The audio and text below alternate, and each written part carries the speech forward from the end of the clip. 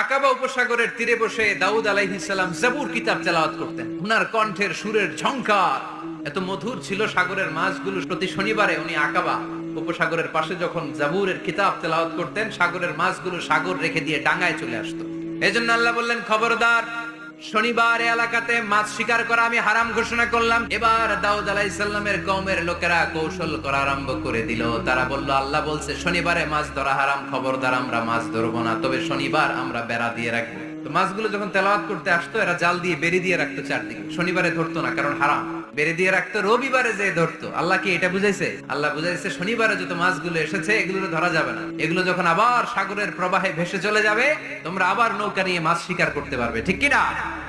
ওরা কৌশল করে জাল দিয়ে রবিবারে যে ধরতো। আল্লাহ বললেন, আমার সাথে কৌশল করেছিস, তোদের উপর আমার লানত, তোরা অভিশপ্ত বানর হয়ে যা। মুহূর্তে পুরো জাতিটাকে বানরে রূপান্তরিত করে দিল কে?